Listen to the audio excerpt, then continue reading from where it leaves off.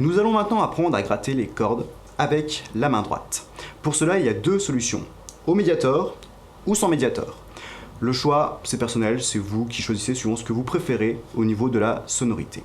Si vous vous intéressez au médiator, il faut déjà apprendre à le tenir. Le mieux pour cela, c'est de le placer en pince entre l'index et le pouce, de replier un peu vos doigts et d'avoir juste le petit bout du médiator qui dépasse. Pas trop, ni pas assez. Ensuite, vous aurez deux solutions. Soit vous allez devoir gratter une seule corde à la fois afin de jouer une mélodie, soit vous devrez gratter plusieurs cordes à la fois pour jouer des accords. Voyons voir ça.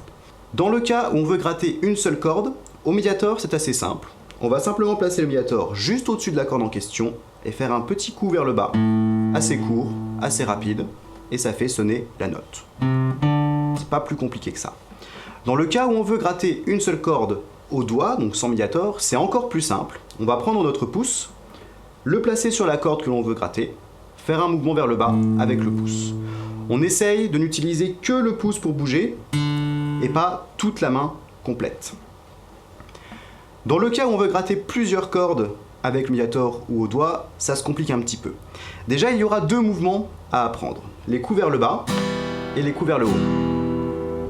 Pour s'entraîner, on va commencer par bloquer les cordes à la main gauche. Donc on va simplement placer nos doigts sur toutes les cordes, histoire de les toucher sans appuyer, ce qui va faire un bloqué de cordes, un son percussif, qui nous permettra de nous entraîner.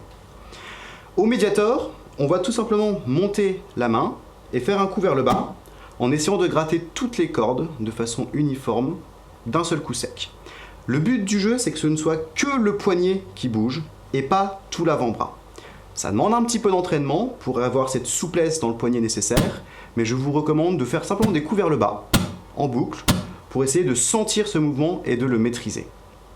Les coups vers le haut, ça va être la même chose, mais à l'envers. C'est encore plus difficile à réaliser avec un beau mouvement du poignet, mais encore une fois, concentrez-vous bien, ne bougez pas l'avant-bras, et faites simplement des coups vers le haut en bougeant uniquement le poignet.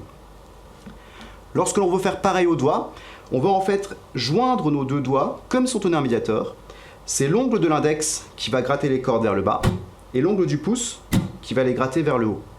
Le reste du mouvement est identique, c'est le poignet qui bouge et pas l'avant-bras, et on fait des coups vers le bas et des coups vers le haut. Donc pour bien vous entraîner à maîtriser ces mouvements, ça va prendre du temps. Il ne faut pas espérer les réussir en 30 secondes. Au début, vos mouvements ne seront pas très beaux, ça ne sonnera pas très bien. Donc tout ce que vous avez à faire, c'est de faire un bloqué de cordes et de faire des coups vers le bas en boucle, avec ou sans médiator, et des coups vers le haut en boucle, avec ou sans médiator. C'est tout ce que vous avez à retenir pour l'instant. On va maintenant passer à la partie suivante pour apprendre à lire une tablature.